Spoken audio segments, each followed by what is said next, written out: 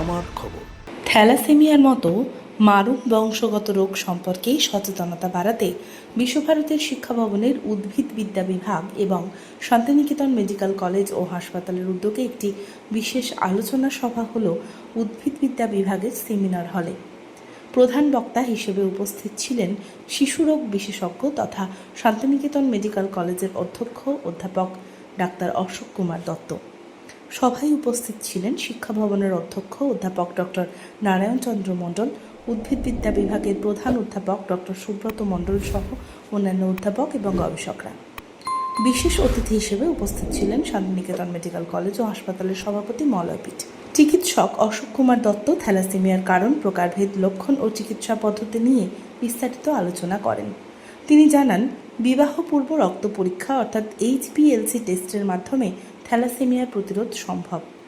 গর্ভকালীন screening এবং সামাজিক সচেতনতার মাধ্যমেই এই রোগের বিস্তার রোধ করা সম্ভব। পাশাপাশি তিনি স্পষ্ট করেন, থ্যালাসেমিয়া বাহক মানেই রোগী নন। The thalassemia patient may suffer from hemoglobin deficiency, anemia, but that may not be at the range of say 4-5. It may not be measured. It may be at the intermediate variety. So that is called intermediate type of thalassemia. So if we get the thalassemia, one thing is that suppose I am the carrier of thalassemia, but I am not suffering the thalassemia. I am doing everything. And if I do the blood test, HPLC of all these things, I will get 10 to 15% cases are carrier of thalassemia in our setup.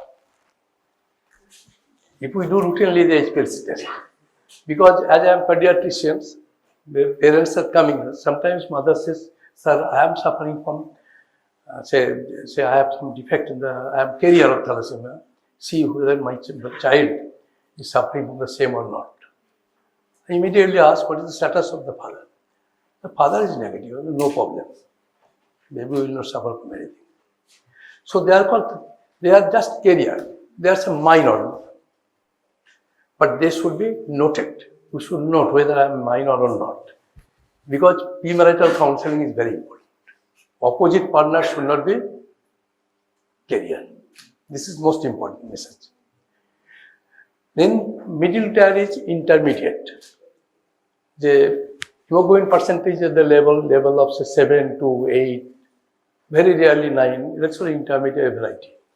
They have some defective gene is there, but that defect may not manifest due to some interaction. Expression is not full. That is called thalassemia intermediate. Sometimes, very rarely, they require blood transfusion. They are called non-transfusion dependent thalassemia, NTDT, non-transfusion dependent thalassemia. But they have some dangerous things.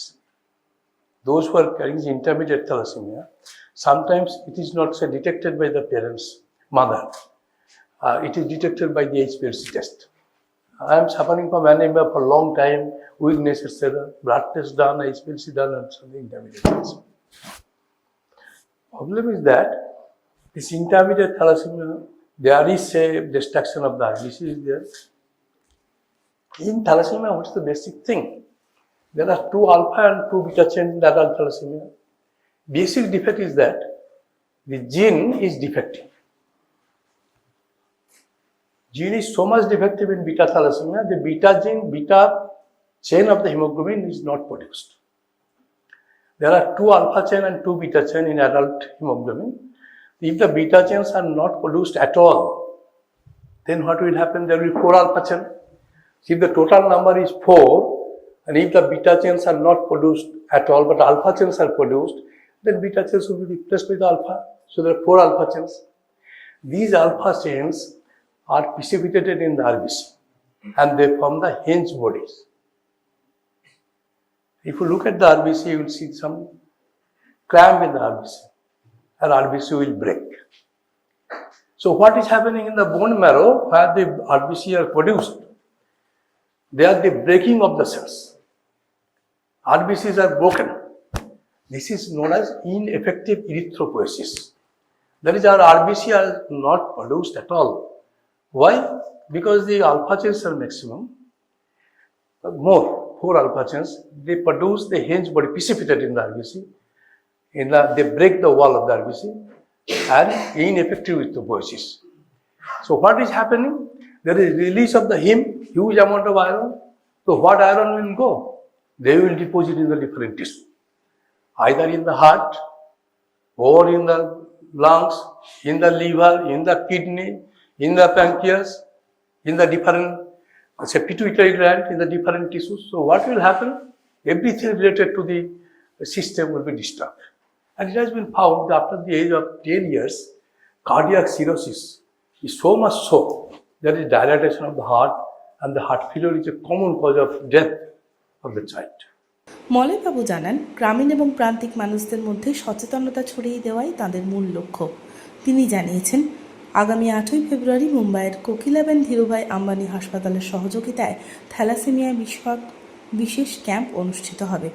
এছাড়াও 14,000 মানুষের HPLC পরীক্ষা করা হবে বিনামূল্যে।